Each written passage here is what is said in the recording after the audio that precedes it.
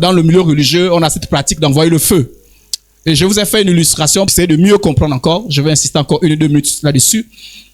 Dans l'illustration, vous voyez un monsieur certainement qui est victime de sorcellerie, d'oppression et qui se rend compte que c'est un hôtel qui est bâti et que je subis les conséquences.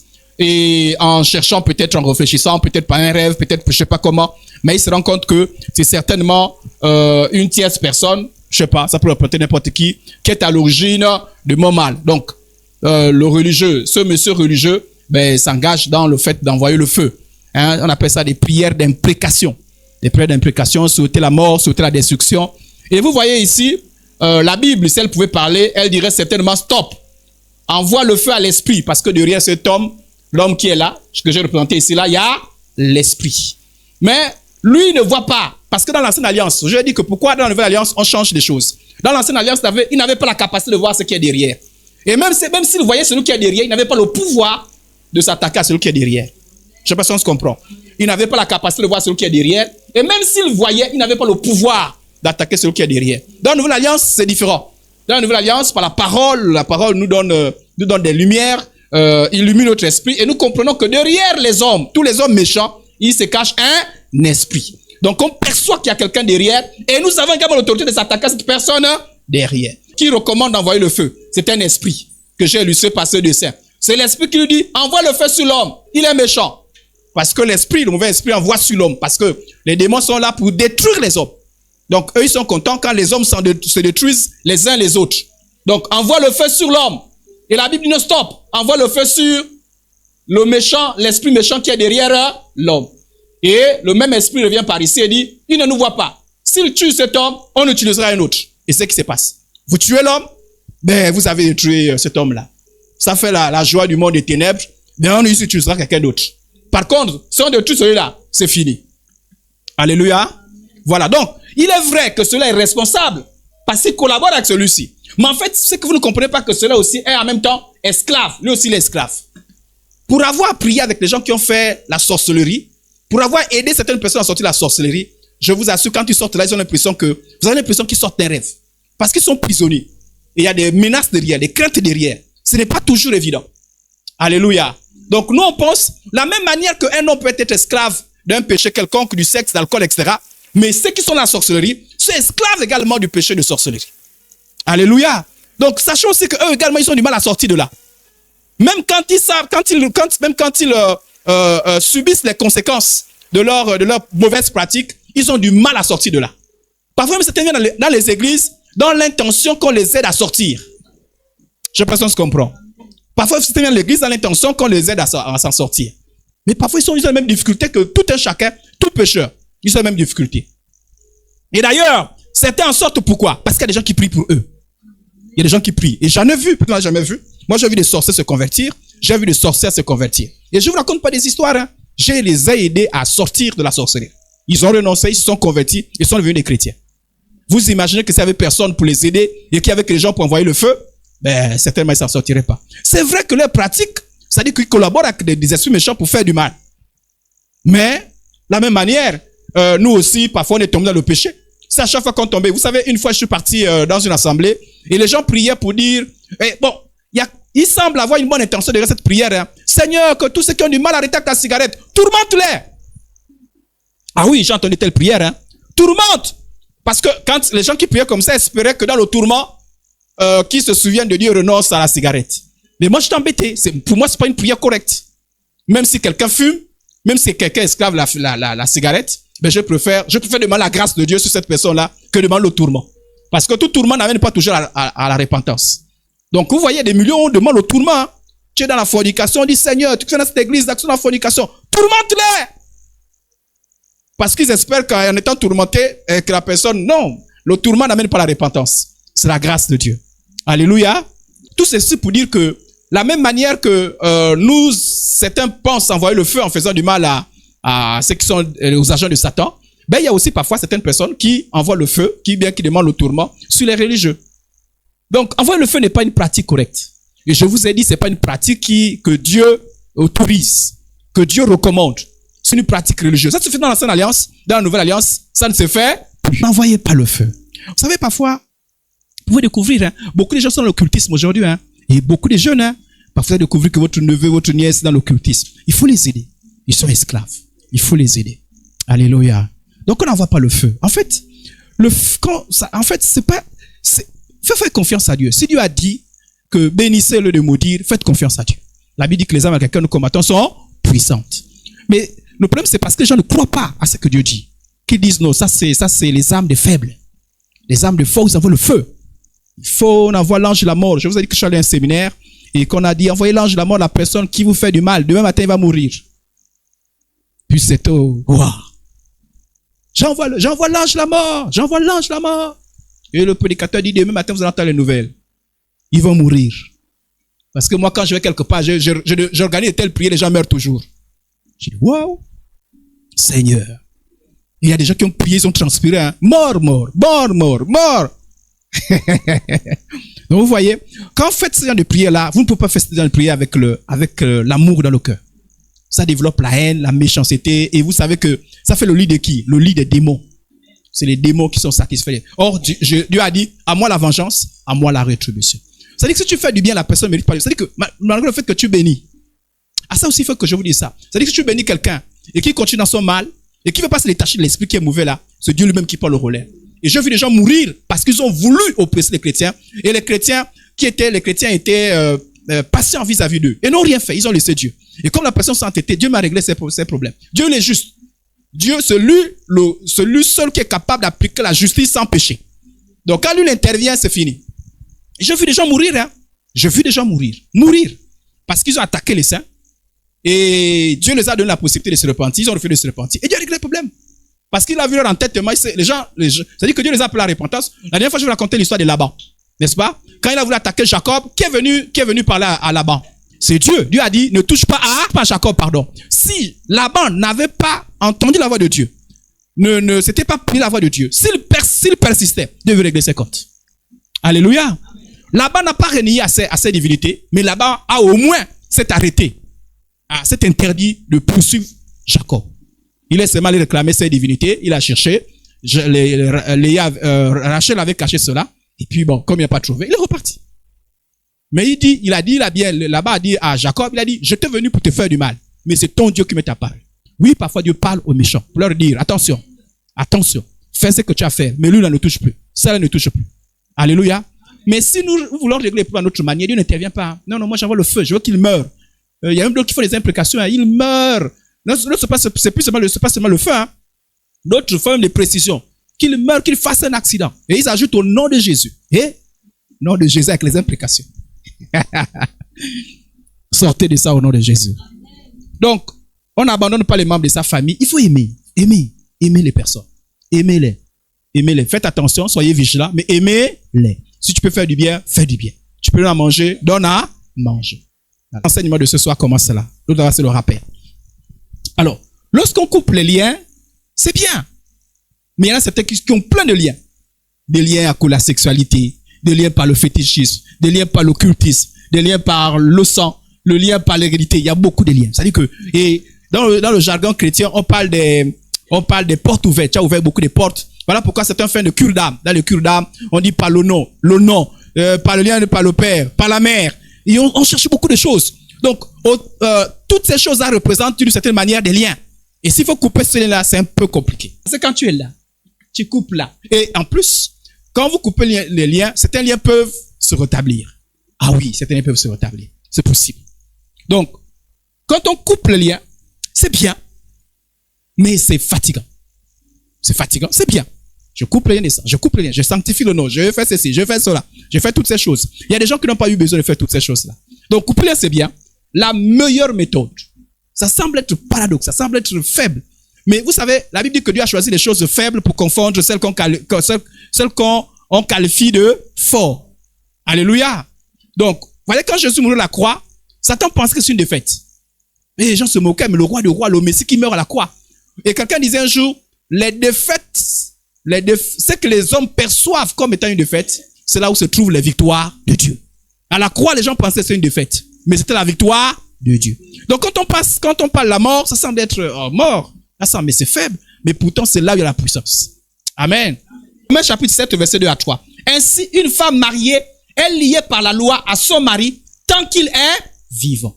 Quand tu te maries et qu'on a déclaré devant Dieu et devant les hommes, tu es marié, il y a un lien qui se établit entre l'homme et la femme. Et la Bible dit quoi? Que ce lien persiste aussi longtemps que l'une des personnes ou les deux sont vivants. C'est un lien qui ne peut être cassé que par la mort. Seulement. On dit, mais si le mari meurt, elle est dégagée de la loi. Si le mari meurt, il n'y a plus le lien. Si la femme meurt, il n'y a plus le lien. Parce que le lien qui est établi entre un homme et une femme, c'est un lien qui ne peut être cassé que par la mort. La mort casse certains liens qu'on ne peut pas casser de façon ordinaire. C'est la mort qui coupe cela. Si donc, vivant de son mari, écoutez bien, elle devient femme d'un autre homme, elle sera appelée adultère. Mais si le mari meurt, elle est affranchie la loi, de sorte qu'elle n'est point adultère en devenant femme d'une autre. Ça dit que le remariage est possible que celui de personne est morte. Le mariage a une alliance qui est là. Or, la Bible dit que dans ce cas de figure, l'alliance ne peut être rompue que par la mort, pas par le divorce. Si vous divorcez, le lien il est spirituel, c'est pas le lien physique, c'est pas le papier, c'est pas comment on appelle ça, l'acte de mariage. C'est pas ça le lien. Le lien il est spirituel. Et ce lien ne peut être rompu que par la mort. Alléluia. 1 Corinthiens 7, 39. Une femme est liée aussi longtemps que son mari est vivant. Mais si le mari meurt, elle est libre de se marier. À qui elle veut, seulement que ce soit dans le Seigneur. Donc ici c'est pour montrer le principe de la mort. Que la mort brise les liens. Ici il s'agit de la mort physique. Mais dans notre cas, il s'agit de la mort spirituelle. Pas la mort au péché, mais il s'agit de la mort en soi. C'est quoi la mort en soi?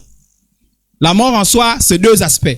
S'il y en a trois, mais je vais m'arrêter au deuxième aspect. Le premier aspect, c'est le renoncement au péché. C'est la base des bases. Vous ne pouvez pas penser, attendez, on va développer tout à l'heure le deuxième aspect. Vous ne pouvez pas arriver au deuxième aspect si vous n'avez pas renoncé au péché. C'est difficile. Le renoncement au péché, c'est basique. Ça veut dire que lorsque tu es un chrétien qui lutte encore avec le péché, vraiment ce que je veux dire là, ça va pas trop t'aider. Ça veut dire quand tu luttes encore avec le péché, vraiment, tu auras du mal à te séparer de l'influence des autels, à briser les alliances. Le point que je veux développer, c'est le renoncement à sa propre vie. Et là, je souhaitais que vous me suivez très bien. Lorsqu'on est et lorsqu'on grandit, naturellement, tous les hommes, sans exception, quand je dis hommes, c'est avec grand H, hommes comme femmes, tous ont des ambitions, tous ont des rêves. Même nous qui sommes là, nous avons des rêves. Même les gens de 80 ans ont quand même des rêves. Il y a des gens qui pensent au projet, qui pensent à beaucoup de choses. Donc, ce qui fait l'homme aussi, c'est ses rêves, ses ambitions, ses projets, ses désirs. Comme je vous ai répondu, celui qui est là, il est en train de penser à son avenir. Il pense certainement qu'il sera un grand cuisinier. Il pense certainement qu'il aura beaucoup d'argent. Il pense certainement qu'il va construire une maison. Il pense qu'il va se marier, qu'il va avoir des voitures. Et cet homme-là peut représenter chacun de nous. Chacun de nous a des ambitions. Tout homme sur la terre vit avec des idées, des projets, des ambitions, avec des désirs, des espérances. Et toutes ces choses-là, je parle des bonnes choses. Je ne parle pas des mauvaises choses. Quand c'est mauvaises choses, ça rentre dans le péché. Alléluia. Et on nous a encouragé à renoncer au péché. Mais ici, là, je parle des bonnes choses. Je ne parle pas des mauvaises choses. C'est-à-dire, penser à se marier, il n'y a rien de mauvais. Penser à avoir une voiture, il n'y a rien de mauvais. Penser à avoir une maison, il n'y a rien de mauvais. Rien de mauvais. C'est des bonnes choses. Penser être, je ne sais pas, un grand scientifique, mettre en place des vaccins, de nouveaux vaccins, il n'y a rien de mauvais. Ce sont tes ambitions. La mort en soi, c'est renoncer à toutes ces bonnes choses. La mort en soi, c'est renoncer à toutes ces bonnes choses. Lorsque je me convertissais, j'avais nullement la pensée de devenir pasteur. Si quelqu'un m'avait dit au début de ma conversion, tu venais pasteur, peut-être je vais fuir l'église. Je ne trouvais pas ça attrayant. Mais mourir en soi, j'avais mes projets. Hein. Même quand j'ai senti que Dieu m'appelait, j'avais mes propres projets. Donc, lorsque tu veux servir le Seigneur, lorsque tu avances avec le Seigneur, il y a des moments où Dieu te recommande d'abandonner tout ce que tu as pour vivre pour sa gloire. Pourquoi tu renonces à tes propres idées? Parce qu'en fait, on ne peut pas suivre Dieu avec ses propres idées, avec ses propres ambitions, avec ses propres projets. Quand tu suis Dieu, c'est que ta volonté soit faite. Dieu ne va pas seulement te détacher des mauvaises choses. Je ne parle pas des mauvaises choses. Hein. Je parle des bonnes choses. Parce qu'avant que nous naissions, Dieu a un plan pour nous. Mais lorsque nous grandissons, nous réfléchissons par nous-mêmes. C'est-à-dire que généralement nos idées là, c'est pas que tu vas pas continuer à vivre, mais lorsque tu renonces à toi-même, tu dis à Dieu, je peux vivre moi-même. Qu'est-ce que tu attends de moi? Et c'est Dieu qui dirige ta vie. C'est Dieu qui dit, va là-bas, fais ceci, fais cela. Mais tu n'as pas renoncé à toi-même, tu verras que tu auras des luttes. Vous savez, il y a une dimension de renoncement à soi, où même Dieu dit, je veux pas que tu ailles tu fasses ce métier. Je veux pas que tu fasses ça. Je veux pas que tu épouses tel. Et pourtant, quand tu cherches, tu ne vois rien de mauvais. J'insiste, je ne parle pas des choses mauvaises. Renoncer à soi, c'est renoncer à ses propres désirs. Regardez le jeune homme riche qui est arrivé. Quand il est arrivé vers Jésus, il a dit, Jésus, qu'est-ce que je dois faire pour avoir la vie éternelle? Jésus a dit, les 10 commandements, il dit, tout ça j'ai fait. Si c'est volé, je ne vole pas. Si c'est convoité, je ne convoite pas. Et Jésus lui dit, tout ce que tu as, vends ces choses-là. Est-ce que c'est mauvais d'avoir des richesses avec soi? Mais Jésus dit, vends ces choses-là et suis-moi. Vends ces choses-là et suis-moi. Et il lui dit, ah, je vais vendre toutes ces choses pour te suivre. Il a dit non. Pourquoi? Parce qu'il était attaché à ses biens. Voilà pourquoi Jésus a dit, personne, si quelqu'un veut venir à moi, qu'il renonce à lui-même et qu'il porte sa croix. Jésus ne ment pas. Tu veux suivre Jésus, renonce à toi-même. Il n'y a pas de demi-mesure. Il faut renoncer à soi. C'est à ce titre-là qu'on sort de l'influence des hôtels. Je vous ai dit, couper les liens, c'est bien. Mais c'est trop complexe. La meilleure manière de sortir des hôtels et des alliances, c'est de mourir en soi. Parce que ta première vie est impliquée à beaucoup de choses. Beaucoup des hôtels qui sont là. Beaucoup des alliances que toi tu as contractées par tes propres péchés, par la sexualité, par beaucoup de choses. Tu as contracté tellement de choses. Ta vie est complexe et ta vie est compliquée. Et si tu continues à vivre pour toi-même, mais ces choses-là finiront par te détruire, finiront par te tuer. Mais la meilleure manière, c'est de vivre pour Dieu. Et vivre pour Dieu, c'est passer par la mort en soi. Alors Jésus dit à ses disciples, si quelqu'un veut venir après moi, qu'il renonce à lui-même. Faire le deuil de soi-même. Renoncer à lui-même, à ses propres idées. J'avais mes propres idées. J'ai dû renoncer, frère et soeur en Christ, à mes propres idées. Et c'est là dans la vie de tous les jours. Pourquoi? Parce que j'ai accepté de mourir à moi-même. Il y a quelqu'un qui a dit, je crois que je vous ai mis le verset, c'est Paul, j'ai été crucifié avec Christ. Et si je vis, écoutez bien, ce n'est plus moi qui vis. Quand tu meurs en soi, en réalité, vrai, même les gens autour de toi constatent que, ça dit que ta vie là, tu ne vis plus pour toi-même. Tu vis pour Jésus. C'est comme tu es devenu esclave de Jésus. Alléluia. De telle sorte que lorsque, parfois certains disent, mais toi tu es comme un mourant. Ça dit qu'on ne te sent plus. Oui, c'est vrai, ils ont raison. Ils perçoivent que tu ne vis plus pour toi-même. C'est-à-dire que c'est comme si Dieu enlevait, Dieu tuait toutes tes ambitions. Dieu tuait tous tes désirs. Dieu tuait tous tes projets. Pour qu'on n'existe que les projets de Dieu, les désirs de Dieu, les ambitions de Dieu. Tu ne vis que pour Dieu.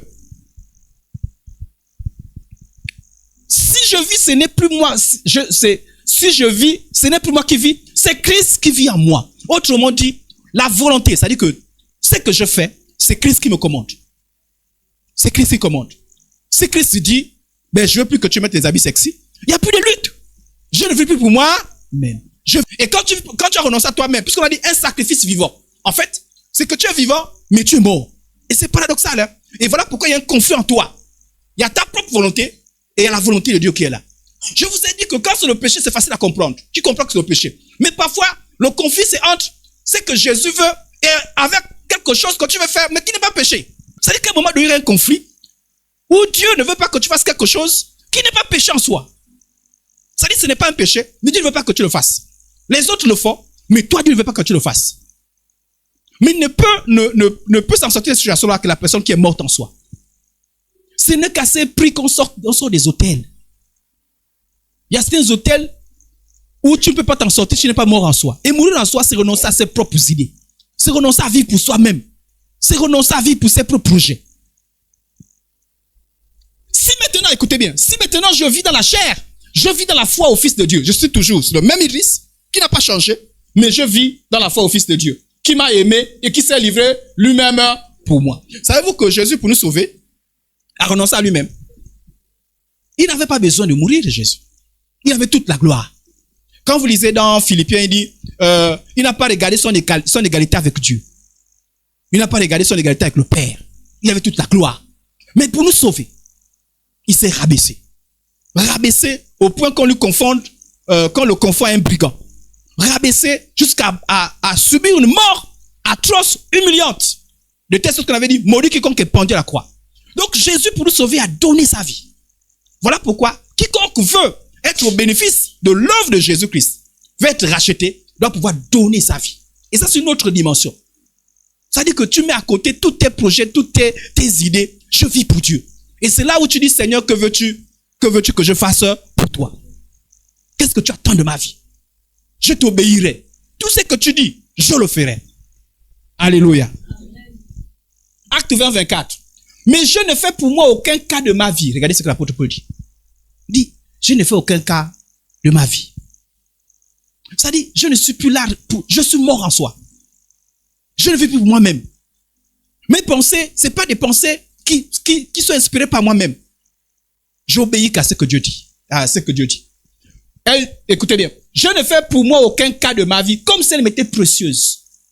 Il dit, et puis c'est bizarre, hein? Il dit, comme si ma vie était précieuse. Pourquoi il dit ça? Parce qu'il est mort en soi. Ce qui n'importe quoi. Il dit, pourvu que j'accomplisse ma course avec joie. Et le ministère que j'ai reçu du Seigneur, d'annoncer la bonne nouvelle de la grâce de Dieu. Ce qui le préoccupe, c'est de faire l'œuvre de Dieu. C'est pas sa propre vie. On comprend un peu? Et c'est à ce plus-là qu'on sorte des hôtels. C'est la mort en soi. C'est la mort en soi.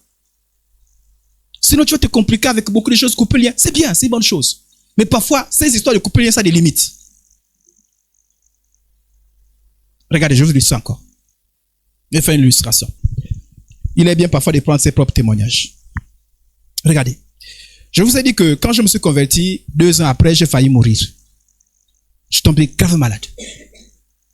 Je vous ai dit que pendant cette maladie-là, avant cette maladie, je n'avais jamais subi des perfusions. Putain, j'étais mince. Hein. Je ne comprenais pas. Jamais. J'étais du genre, j'étais mince. Je ne comprenais pas comment j'étais en bonne santé, tout en étant mince. Je n'ai jamais compris cette histoire. Je ne partais pas à l'hôpital. Je ne connaissais pas la piqûre. Je ne connaissais pas la perfusion. Mais quand je suis tombé malade, je sortais le mardi de l'hôpital. Le mercredi, je repartais à l'hôpital. Tout l'hôpital me connaissait. Je vous raconte, on est à Mwanda ici. À tel point que quand moi je revenais, on me chassait. On me chassait. Je vous dis, comme je vous parle comme ça, là, on dit, jeune homme, sors! Je me souviens une fois, on m'a chassé. Je suis parti voir une dame blanche. Je sais pas, elle était secrétaire, je sais pas comment, j'ai dit, madame m'a chassé. Et vous connaissez les blancs? Elle a dit, qui t'a chassé? Elle m'a dit, donne-moi ton carnet. Elle m'a dit, je vais t'amener chez un infirmier. Le jour du sort, je le passe sur le même infirmier. La dame dit, soigne-le. Et après, elle est sortie. Le gars, il me regardait avec la colère. On me chassait. J'avais pas d'explication à la maladie que j'avais. Aucune explication. J'avais mal aux yeux. J'avais le cœur qui battait. J'avais les pieds qui s'affaiblissaient. J'avais l'impression que j'avais toutes les maladies du monde. Mon corps était froid. Je ne comprenais rien. Et je voyais les démons. J'ai vu les démons. Les démons, je les voyais. Je les voyais entrer dans ma chambre. J'ai vu le monde spirituel. J'entendais des choses. À tel point que quand moi je disais aux gens que je vois telle chose, on me disait, mais toi tu vois quoi? J'avais l'impression qu'on me prenait pour un fou. Et voilà pourquoi j'ai appris à me taire. J'ai juste continué à parler, à me prendre pour un fou. Parce qu'eux, ils ne voient pas ce que moi je vois. Je voyais des choses. Et je vous ai dit que c'est là que j'ai appris à prier seul. Quand les autres dormaient, je sais que je ne peux pas dormir. J'ai appris à veiller seul. Je n'avais que la louange dans ma bouche. Je peux passer toute la journée en train de louer. J'ai appris à veiller. Je vous ai dit, je partais à l'église. Le pasteur était fatigué. Il était fatigué, le pasteur. Il était fatigué de prier pour moi. Donc parfois, quand je pars à l'église, il est en train de prier sur, la lance que tient là, il est en train de prier sur le strade là. Moi, je suis dans les bancs en train de prier aussi pour moi. Il fait ces choses, je le vois, il me voit pas. Parce que l'église était devenue un refuge pour moi. Jusqu'à un point où j'ai senti que, en réalité, je savais que je ne peux pas vivre. Je savais que je finirais par mourir. D'ailleurs, je vous ai dit que j'ai fait 3 expériences où je me suis senti en train de partir. Je me souviens d'une fois, je me suis raconté, où j'ai dit à mes parents au revoir, et j'ai vu les anges. J'ai vu les anges. J'ai dit au revoir. Ils m'ont giflé, pam, tu pars où? J'avais la joie de mourir. Non, je voulais mourir. Je voulais pas. J'avais la foi. J'étais chrétien. J'ai eu le Seigneur que c'est venu 2 ans après que je me suis converti. J'étais chrétien. 2 ou 3 ans, je sais plus. J'étais chrétien. J'avais pas peur de la mort. J'ai jamais eu peur de la mort. Jamais. Ce qui me faisait souffrir, ce qui fait la peur, c'était plus la souffrance. Je souffrais trop. Mais je vous ai dit que je suis allé voir le pasteur, moi, Lélé. Il a dit, pasteur, fais-moi une prière pour que je meure tout de suite. Il m'a dit, moi je suis pas là pour faire les prières, peut-être que tu vas mourir. J'ai dit, j'ai envie de mourir. J'ai envie de partir au ciel. Alléluia. Je vous explique. Mon point c'est lequel? C'est que je savais que je devais mourir. Jusqu'à ce qu'un jour, ne me croyez peut-être pas, mais je faut que je vois le témoignage parce que c'est mon expérience. Jusqu'à ce qu'un jour, à l'Alliance chrétienne, Jésus m'est apparu. Oh, ne regardez pas en me disant, c'est vrai, je vous dis, je ne dormais pas. Quand vous croyez pas. Je veux la vérité. Moi, je sais, je vais mentir pourquoi. Mais c'est une expérience un peu bizarre parce que c'est bizarre. Tu as vu Jésus? Oui, Alliance chrétienne. J'étais parti très tôt le matin. J'avais pas dormi ce jour-là. Et j'ai eu une pensée bizarre. J'ai dit, j'ai jamais vu quelqu'un mourir à l'église. Si, les gens meurent à l'église. Mais moi, je savais pas. Quelqu'un peut mourir à l'église où? Mais moi, je savais pas. Moi, je me suis dit, j'ai jamais vu quelqu'un mourir à l'église. Je suis sûr que l'église ne meurt pas. Donc, je suis parti 6 heures. Je suis arrivé 6h45. Les vieilles mamans priaient. Elles priaient dans un coin. Et quelqu'un m'est apparu. Au début, j'ai pas compris que c'était Jésus. C'est lui qui m'a dit que je deviendrais pasteur. C'est lui qui m'a dit, je te fais grâce. C'est lui qui m'a dit, tu ne mourras pas. Depuis ces jours-là, j'ai senti que si je vis maintenant là, c'est parce que Dieu l'a voulu.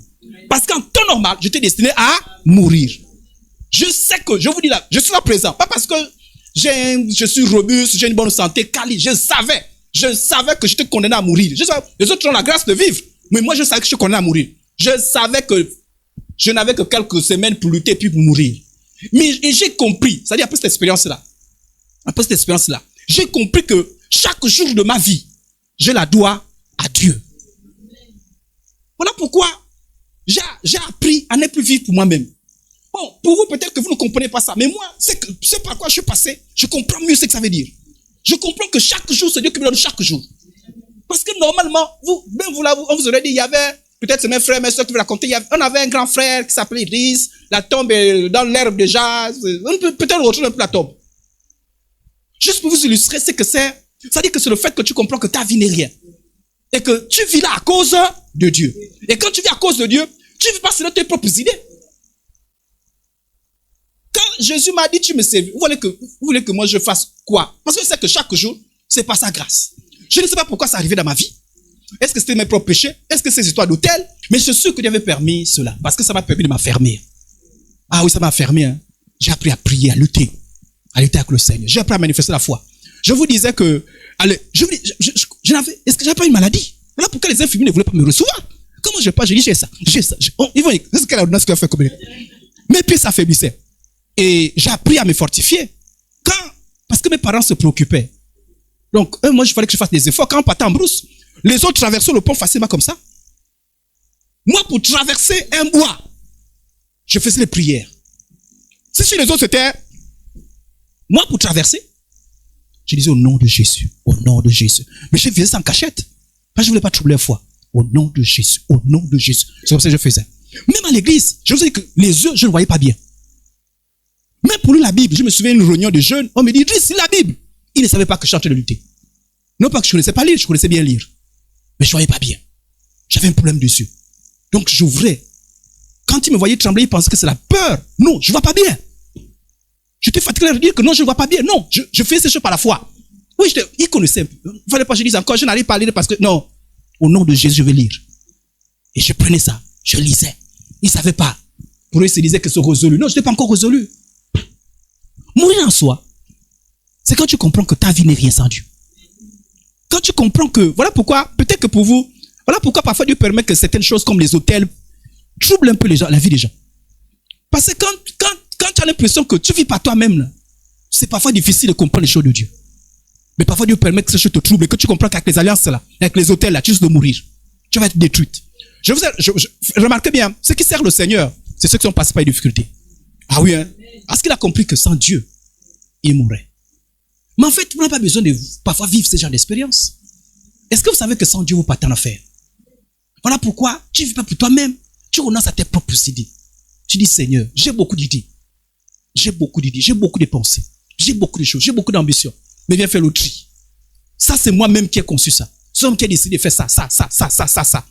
Mais moi, je vais vivre pour toi. Tout ce que tu diras, je le ferai. Je te fais confiance. Quand tu arrives à ce stade-là, tu renonces à toi-même. Et quand tu renonces à toi-même, miraculeusement, il se produit quelque chose en toi. Une mort en soi. Et quand tu meurs en soi, l'œuvre de Christ, de rédemption, se déploie dans ta vie et coupe tous les liens. De telle sorte qu'en fait, Spirituellement, tu es là. Ça veut dire que spirituellement, tu n'existes plus. Tu n'existes plus. Tu es mort. La mort en soi. C'est une décision d'abord. C'est une résolution. Seigneur, je veux vivre.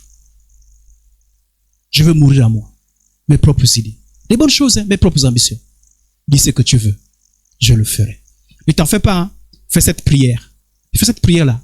Tu as pensé une fausse prière. Mais dans les mois, les années qui arrivent, vous allez voir que tu vas commencer à agir dans votre vie. Il y aura des conflits, hein, parce qu'il va te tester. Est-ce que tu veux me mort en soi? Je ne fais pour moi aucun cas de ma vie. Ma vie m'importe peu. Je vous ai dit que mon zèle, c'est pas ça. Comment je suis zèle? Je te fais lundi, mardi, mercredi, jeudi, vendredi, samedi, dimanche, les choses de Dieu. Mais vous là, dès 15 jours, c'est vraiment le seul, les choses de l'église. On n'a pas de zèle. C'est tous les jours. Moi, je passais ma vie à l'église. Si tu me cherchais, tu savais où me trouver. Même quand j'étais en terminale, j'étais responsable de jeu. J'avais un zèle. On partait les quartiers chasser les démons. On partait évangéliser. Dimanche, on rentrait pas à l'heure là. Dimanche, après, on fait les visites. Je passais le bac. J'ai pas raté mon bac. Le zèle qu'on avait. Parce que notre vie, c'est Dieu. Alléluia. Tu as renoncé à toi-même. La vie, c'est servir le Seigneur. La passion, le zèle. Alléluia. Servez le Seigneur au nom de Jésus. Mais pour ça, il faut renoncer à soi-même. Renoncer à soi-même. Quand tu renonces à toi-même, il n'y a plus de débat. On n'a plus besoin de te forcer. Viens à l'église, frère, sœur, tu sais, le baptême, tu sais, la Sainte Seine. Tu n'as pas encore renoncé à toi-même. Puisqu'après, tu décides toi-même. Tu raisonnes encore. Bon, là, pour l'instant, qui dit pour l'instant là? C'est Jésus. L'apôtre Paul a dit, si je vis, c'est notre moi qui vit. C'est Christ qui vit. Quand tu dis, bon, pour l'instant, c'est Jésus qui a parlé. Quand tu dis, c'est le Seigneur. Bon, je verrai qui a dit je là. C'est Jésus qui a parlé. Les enfants de Dieu, c'est Seigneur, donne-moi la force. Pas ma volonté, mais ta volonté. Et tu viens chez le responsable et tu dis, c'est ce que j'ai envie de faire. Aidez-moi. Encouragez-moi. Mais quand toi tu résistes, tu n'es pas encore mort en soi. En fait, pour sortir de l'influence des hôtels, il faut mourir en soi. Tant que tu n'es pas mort en soi, tu vas au trafic. Voilà pourquoi tant d'échecs. Tu meurs en toi-même. C'est le passage de tous les vrais enfants de Dieu. Quand tu ne passes pas par là, c'est problématique. On sait que tu es converti. En fait, il n'y a que Dieu lui-même qui connaît. Mais quand tu es mort en soi, ainsi on tue son existence naturelle. Il y a des gens qui perçoivent ça. Si vous êtes un enfant, même les parents perçoivent ça. Ils savent qu'ils ont perdu. Parce qu'il y a des parents qui suivent les enfants et qui ont même une destinée pour les enfants. Mais parfois, ils se rendent compte que l'enfant est en train de prendre des voies dont on n'a jamais pensé. Et parfois, il y a un vrai conflit. Et nous, le problème de Jésus, parce que Jésus, à 12 ans, il commence à aller au temple, à aller faire des choses. Les parents disent non, faut nous recevoir, non, je dois faire la volonté de mon Père. Somme 49, verset 8 à 9. Ils ne peuvent se racheter. L'un à l'autre, ils donnent à Dieu le prix de leur rédemption. Le rachat de leur âme est cher et n'aura jamais lieu. En fait, pourquoi renoncer à soi-même? Parce que ce n'est que par ça que tu peux être racheté. Sinon, en dehors de ça, tu peux être racheté. Parce que tu peux te racheter toi-même. C'est-à-dire que par les hôtels, les alliances, tu t'es tellement impliqué. Ta vie est tellement compliquée que la seule chose, c'est te racheter. Mais pour te racheter, il faut que tu passes par la mort en soi. Et ça, c'est toi-même. Hein? C'est une décision. C'est une détermination.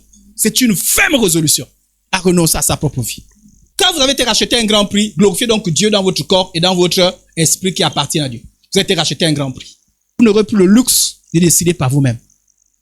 C'est-à-dire que là où les autres ont la facilité de décider, toi tu n'auras pas la facilité de décider. Les autres décident où ils vont, comment ils le font, comme ils veulent. Mais quand tu es chrétien, ce n'est plus comme tu veux. C'est comme Dieu veut. Alléluia. Et parfois la volonté de Dieu peut s'opposer à ta propre volonté. Voilà pourquoi je dis, c'est pas forcément quelque chose qui est mauvais. Ce qui est mauvais, on perçoit vite. Mais il n'y a rien de mauvais. S'il y avait moi-même, je ne sais pas, pasteur. Mais, je crois que la volonté de Dieu est la meilleure. Parce que je prends plaisir. Mais ma chair ne prend pas plaisir. L'esprit est bien disposé, mais la chair est faible. Quand vous renoncez à vous-même, il y a des domaines sur lesquels vous allez pleurer. Parce que vous allez prendre des décisions difficiles. Vous allez pleurer. Je vous dis, c'est pas aussi facile. La voix de Dieu, n'entends la voix de Dieu. Dieu va te dire, fais ça. Fais ça. Vous n'avez pas entendu l'histoire de Jonas? Jérémie disait, quand je veux me taire, il y a comme un feu qui vient à moi. Parce que Jérémie s'est retrouvé dans quelque chose dont lui-même ne voulait pas faire. Quand tu as donné ta propre vie, quand tu as renoncé à toi-même, il y aura toujours des conflits. C'est-à-dire que tu as un sacrifice. Il y a un moment où ta chair veut se réveiller. Mais tout pour toi appartient à Dieu. C'est que Dieu veut, comme il veut, quand il veut. Si vous renoncez à vous-même, si vous sentez qu'il y a encore des influences des hôtels et toutes ces choses-là, vérifiez. Est-ce que vous avez renoncé à vous-même? Mais vous vivez encore pour vous-même. Mais ça va se savoir, hein. Ça va se savoir. Dieu va t'éprouver.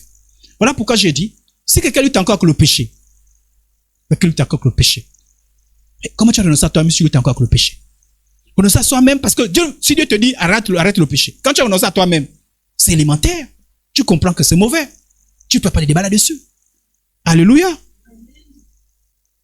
Je me souviens pas d'une jeune sœur, d'une grande sœur. Elle me rendait son témoignage. Elle s'est convertie très jeune. Et je pense qu'elle a dépassé la quarantaine. Hein. Elle n'a pas de mari. Mais elle a fait le choix. Elle a dit, s'il n'y a pas de mari, je reste comme ça pour Dieu. Si tu n'as pas renoncé à toi-même, tu ne peux pas faire des choses comme ça. Tu vas t'asseoir pour dire, je fais d'autres plans. Mais quand tu as renoncé à toi-même, c'est ce que Dieu veut. Comme Dieu veut. Alléluia. C'est difficile parfois. Hein? Renoncer à soi-même. Quand tu as renoncé à toi-même, l'autre chose qu'il faut faire pour ne plus subir ces influences, c'est exercer l'autorité. Conscient que Christ est mort pour toi à la croix de Golgotha, conscient que tu es mort en soi, conscient de ta position en Christ, celui qui est en vous est plus grand que celui qui est dans le monde. Tu es conscient de ça. Tu es conscient. Il nous a ressuscités ensemble et nous a fait asseoir dans les lieux célestes en Jésus. Marchez dans le pouvoir de marcher sur les scorpions, les serpents, les scorpions, toute la puissance de l'ennemi et rien ne pourra vous nuire. Tu exerces l'autorité. Parce que quand tu es mort en soi, les démons n'ont plus de légitimité. Il n'y a plus de légitimité. Ça dit que tu es mort. Il vient réclamer l'argent où? Il vient réclamer les choses où? Il vient réclamer la vie de qui? Il vient réclamer la santé de qui? De personne. Mais eux, ils sont aussi conscients que tu es mort peut-être spirituellement en Christ, mort au péché, mort en soi-même, mais physiquement tu es là. Donc ils viendront, quand vous voulez t'attaquer, là tu prends l'autorité. Pour dire, esprit méchant, je sais que toi et moi, il n'y a plus rien à voir. Christ a vaincu. Tu exerces l'autorité. Quand on meurt en soi, Christ détruit tous les actes spirituels. C'est-à-dire que tout ce qui est, toute accusation spirituelle, tout ce qui était retenu contre toi sur le plan spirituel. Par exemple, les démons t'accusaient à cause de ton ancienne vie de prostitution, ton ancienne vie où tu t'es en contact avec le monde spirituel, avec l'occultisme. Tu as fait tellement de choses, par l'hérédité, toutes ces choses. Quand tu meurs en soi, mais Christ, la Bible dit, il a annulé l'acte qui établissait nos manquements à l'égard des commandements. Oui, il a effacé le clouant sur la croix. Et tu restes comment? Par la parole de Dieu. La Bible dit, Jésus lui répondit, il est écrit. Si tu as renoncé au péché, tu as renoncé à toi-même, tu as fait les prières pour couper les liens, toutes ces choses-là, on ne le voit pas par nos propres yeux. Toutes ces choses sont spirituelles. Parce que tu ne le vois pas, c'est par la foi qu'on comprend en réalité toutes ces choses-là. Quand je coupe le lien, je ne vois pas le lien. Mais à un moment donné, il faut que tu aies conscience que le lien a été coupé. Sinon, tu as toujours coupé le même lien. C'est-à-dire que vous avez fait ce travail spirituel. Il faut à un moment donné prendre conscience que je suis libre. Il faut prendre conscience que je suis libre. Maintenant, quand tu es libre, écoutez, vous voyez ce que le diable fait. Il faut savoir que le royaume des ténèbres, même vaincu, n'accepte pas tout de suite sa défaite. C'est-à-dire que les hôtels savent, les esprits de l'hôtel, ils savent que tu les as échappés. Tu es sorti de là. Tous les autres sont peut-être encore esclaves. Mais toi, tu fais partie des gens qui ont échappé. Ou bien, certaines alliances ont été brisées. Le diable ne s'avouera pas vaincu tout de suite. Non, non, non, non. Il fera tout pour te faire croire que tu n'es pas libre. Est-ce qu'on a compris? Il fera tout puisque c'est spirituel. Et c'est que Dieu nous a pas donné la permission de voir tout le temps ce qui est spirituel. Voilà. Dieu peut te permettre de voir quelque chose de spirituel, mais ce n'est pas quelque chose que Dieu a permis que nous puissions voir tout le temps. Voilà. C'est le diable qui amène tout le temps ces gens sur le plan spirituel. Un jour, je vous expliquerai pourquoi Dieu n'a pas voulu qu'on soit tout le temps en contact avec le monde spirituel. Voilà. Dieu n'a pas voulu. Dieu a voulu qu'on a une ouverture sur le plan spirituel que lorsqu'il veut, lorsque le Saint-Esprit veut, on peut être transporté dans l'esprit, tu vois des choses. Mais sans ça, c'est pas possible. C'est bon? Donc, comme c'est spirituel, on ne perçoit pas ça avec nos sens.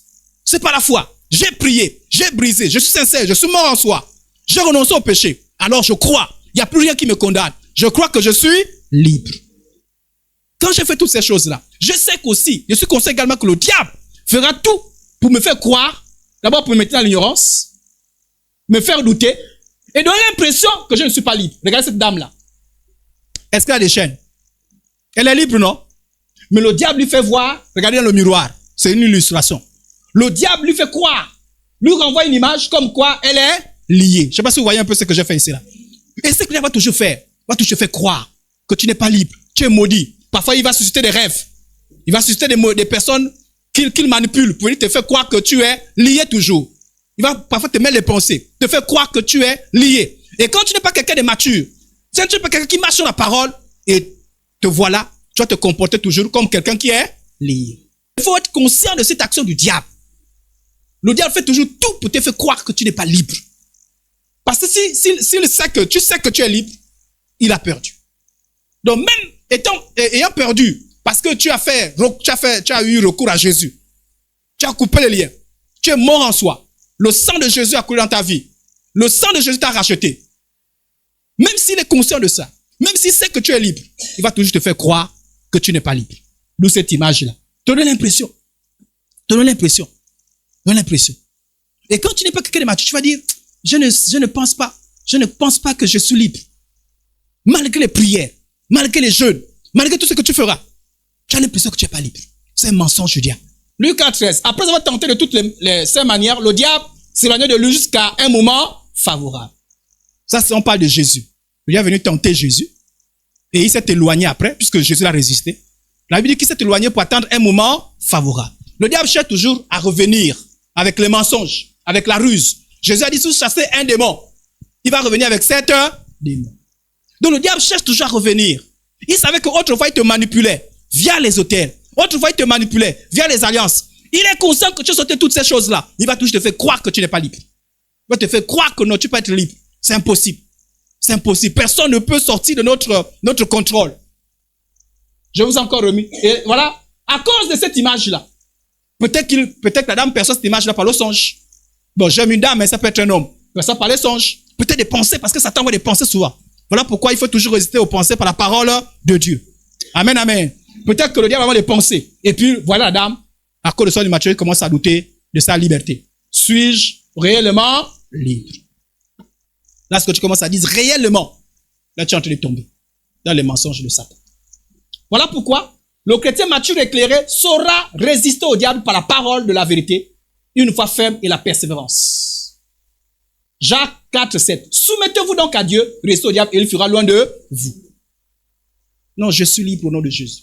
Je rendais témoignage qu'à l'époque, je pensais que j'étais maudit.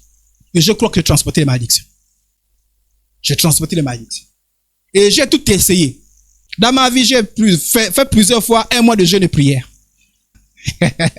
Je me souviens, je suis allé faire, juste après le jeûne, 3 jours ou 4 jours, après le jeûne, je suis allé faire les examens de sang. Le monsieur m'a regardé, il m'a dit, oh, tu vis comment? Moi, on a fait les examens, ce qu'on a vu. Bon, lui, il ne savait pas, mais moi, je savais pourquoi. Il savait parce que j'avais jeûné. J'avais jeûné pendant. Donc, j'ai fait plusieurs fois. Par année, je peux jeûner 4 fois un mois. Là, c'est les 1 mois, sans compter les 1 semaine, les 1 jour. Ah, j'ai beaucoup jeûné quand j'étais jeune, hein. Bon, là, je jeûne moins quand même. Là, je jeûne moins. Peut-être à cause du fait que l'âge là ne permet plus toute cette rigueur-là. Alléluia. Donc, mais j'avais jeûné pour être sorti des malédictions. J'avais jeûné, j'avais prié. J'avais l'impression que je ne sortais pas des malédictions. Et puis un jour, j'ai pris la Bible. Et je suis tombé. J'avais l'habitude de lire ce verset-là, mais ce jour, mon attention a été portée sur le verset qui dit, qui s'est fait malédiction afin que nous soyons bénis. Voilà, que nous soyons bénédictions. Ou bénis. Alors, j'ai pris ce verset. Et j'ai dit, Seigneur, je suis en toi. Ma vie, c'est toi qui contrôle. Je suis en toi, tu es en moi. Si je t'ai fait malédiction, ça veut dire qu'en réalité, je suis sorti de la malédiction. Et j'ai fait une dernière prière. J'ai dit, Seigneur, quiconque veut connaître le Seigneur, je serai sauvé. Et je te prie maintenant pour que je sois libéré de toute forme de malédiction. Je crois et je confesse, à cause de ta parole, à base de ta parole, que si nous sommes en Christ, il a dit que Christ a donné toutes sortes de bénédictions. Et si nous sommes en Christ, nous sommes une nouvelle création, les choses anciennes sont passées, toutes choses sont venues nouvelles. J'ai fait une prière comme ça. J'ai dit, Seigneur, je crois qu'aujourd'hui, je suis libre. Je crois, sur la base de ta parole. C'est pas ma propre pensée. Et je m'appuie sur ta parole. À l'époque, quand je priais, c'était ma addiction. Quand je priais, je faisais même les jeûnes, je jeûne. Comment venait le doute? Quand je finis de jeûner, quand je sors du jeûne, je me sens fort. Quand vous sortez d'un jeûne, vous vous sentez fort. Vous savez la foi. Lui, alors, cette fois-ci, je crois que je suis libre. Cette fois-ci, je crois que j'ai vaincu tous les démons. Je crois que. Mais au bout d'une semaine, 2 semaines, j'ai l'impression que les mêmes choses que je ressentais, que étaient pour moi comme des signes de malédiction, revenaient. Et quand je sentais ça revenir, je disais, non, c'est sûr que je ne suis pas encore libre. Et je courais vers tous mes responsables. Mais dis-moi, prier avec toi, non? J'ai dit, non, prier encore. Et c'est pas encore libre. J'ai senti un truc. J'ai eu un rêve. J'ai eu ceci. Mais après avoir fait cette prière-là, j'ai décidé de croire que Christ m'a béni.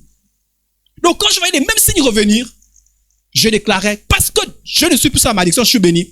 Toi, signe, je te chasse. Je ne sais pas si vous comprenez ce que je suis en train de dire.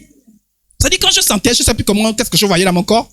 Mais quand je voyais quelque chose, je disais, Satan, tu es un menteur. Même si je vois telle chose, c'est pas toi qui le mettre en cause, c'est que Christ a dit. La Bible dit que je suis béni. Donc je ne suis plus sous la malédiction. Dès que j'ai pris cette posture-là, je me souviens avoir parlé de ça aux frères. Les frères m'ont dit, ah! Non, c'est pas comme ça. Je continue à prier jusqu'à ce que je disparaisse. J'ai dit non. Jésus a dit, croyez que vous l'avez reçu et vous le verrez ça accomplir. J'ai prié, je sais que Dieu m'écoute, je sais que Dieu m'a exaucé et je crois. Dès que j'ai décidé de croire, je ne sais pas qu'est-ce qui s'est passé, mais au bout de 1 an, 2 ans, tous les signes que moi je voyais dans ma vie ont disparu. Ils ont disparu dès l'instant où je commençais à croire. Dès le début, quand je commençais à croire, je voyais que les signes restaient les mêmes. Mais comme j'ai persévéré dans la foi, ces choses ont disparu. Alléluia. Quand vous avez prié, croyez que Dieu vous a délivré des malédictions. Dieu vous a délivré des autels. Vous n'êtes pas sous influence des autels. Pourquoi? Parce que quand on prie pour les autels, là, et que tu as prié, que tu as la conviction que Dieu t'a libéré, parfois le démon vient, te dit non, tu es qui? Tu ne peux pas sortir de cette famille-là. Tous les gens de la famille-là, ils meurent à telle date. Ne peuvent pas se marier, ne peuvent pas enfanter. C'est lié par un autel. Toi, tu es toujours à l'intérieur. Si tu crois à cela, tu as cru au mensonge. Et ta prière n'a pas de fait, parce que la base de ta prière, c'est le mensonge de Satan. Si tu crois au Seigneur Jésus, crois à ce que la parole de Dieu dit.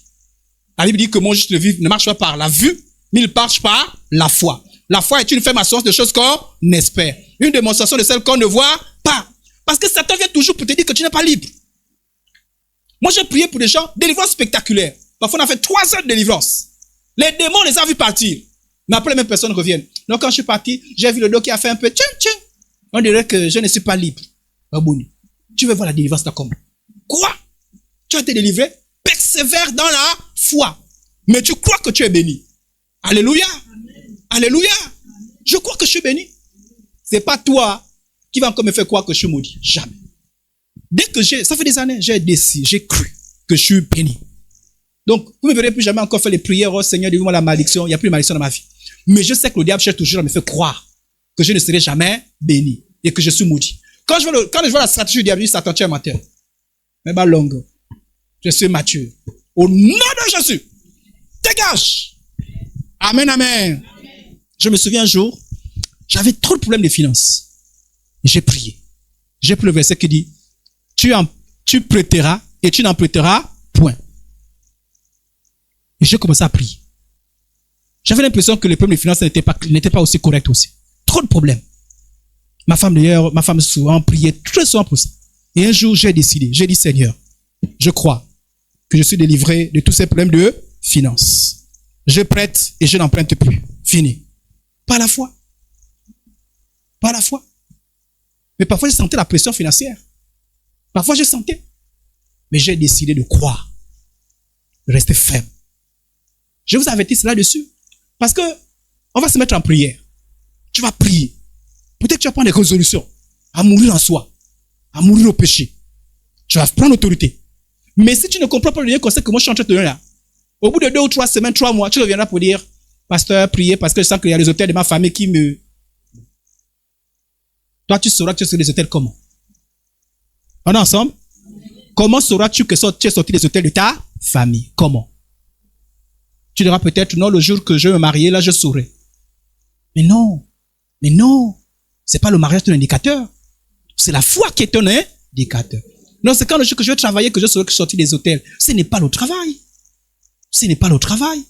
Non, c'est quand j'aurai pris un bobo sur mon corps que je comprends que ce n'est pas ça. Non, c'est quand j'aurai l'enfant que ce n'est pas ça. C'est par la foi. Alléluia. C'est par la foi. J'ai prié. J'ai invoqué mon Dieu. Alors je crois. Satan m'a des rêves. Oh, j'ai fait un rêve, j'étais tellement attaché. Satan, tu es menteur. Christ m'a affranchi. Je ne suis plus attaché. Au nom de Jésus. Satan, c'est un accusateur. Moi, j'ai fait plusieurs songes. On va m'accuser que j'ai des enfants que je n'ai pas reconnus. Or, je vous ai souvent dit que la seule femme que j'ai connue, c'est ma femme. Donc, comment voulez-vous que j'ai des enfants que je n'ai pas reconnus? C'est la seule femme, c'est ma femme. Mais j'ai vu des accusations de Satan. Tu es un enfant. Bon, là, c'est facile pour moi. Là, c'est facile pour moi. Je dis, Satan, tu es un menteur. Ce n'est pas vrai. Mais parfois, il peut venir sur des sujets subtils. Subtils. Te fait croire. Non, des choses, telle chose. Non, pasteur, j'ai encore vu un songe où vraiment, j'étais malade. On disait que je vais mourir dans un mois. Tu es libéré. Satan, c'est non plus le pouvoir sur toi. Soumettez-vous à Dieu. Résistez au diable. C'est en faisant cela qu'il finira par fuir de loin. Résistez-lui avec comment? Avec une foi ferme. Une foi ferme. Un jour, je ne sais pas comment, mais j'étais transporté spirituellement dans un endroit bizarre. C'était comme un endroit où se réunissaient les sorciers. Et quand je suis arrivé dans cet endroit-là, je sentais la méchanceté dans cet endroit. Une forte méchanceté. Je vous dis, c'est pas... J'avais du mal à décrire cela. Je sentais qu'il fallait pas... Et je voyais des entités qui avaient des visages bizarres, des choses bizarres. Je savais que c'était des démons. Je sentais la haine, la rancœur, la méchanceté. Et je savais que c'est des gens, des démons qui sont comme sans pitié. Et je sentais que j'étais comme dans un monde, c'est comme ça m'a amené dans le monde de la sorcellerie. Et je peux sentir la méchanceté comme la sorcière. Il y avait comme quelqu'un qui était assis et qui donnait les ordres aux autres esprits. Et quand il donne les ordres, il n'acceptait pas que les esprits partent et ils échouent. Un peu comme quand vous suivez les films là. Ça dit si tu échoues, on te tue. Donc quand les esprits revenaient et qu'ils n'ont pas pu, on les soumettait à des châtiments. On les soumettait à des châtiments. Donc on les envoyait pour ne jamais échouer. On n'avait pas la permission, ils devaient réussir. Et ils sentaient la colère. Et je réalisais pourquoi les gens ont du mal à sortir de la sorcellerie, de l'occultisme, sortir de ces histoires, des hôtels, des alliances. Pourquoi? Parce que les démons qui sont à l'intérieur sont acharnés. Ils ne permettent même pas que quelqu'un puisse sortir de ces histoires. Donc quand vous essayez de sortir, voilà pourquoi la dernière fois je vous ai dit que quand vous voulez sortir des hôtels, des alliances, soyez vrai avec vous-même. Ne soyez pas complaisant. Parce que parfois c'est des choses qui sont depuis des générations et des générations. Donc quand tu veux sortir, il y a les démons qui sont déployés pour t'empêcher de sortir. Vous avez vu la colère avec laquelle Pharaon a poursuivi les enfants d'Israël quand ils sont venus sortir d'Égypte. La seule chose qui a arrêté, c'était la mort. La mort les a frappés. Ils avaient une forme de colère. Et une très grande colère. C'est la même chose. Quand tu veux sortir ces histoires des hôtels, des alliances, les démons sont colériques. Ils ne veulent pas que tu sortes de là.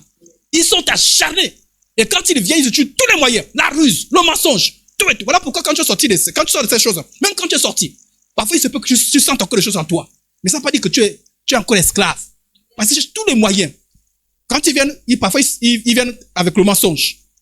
Te faire croire. Parce que quand tu doutes de ce que Dieu a fait, c'est comme si tu tombes encore sur le pouvoir. Parce que le doute, c'est une foi négative.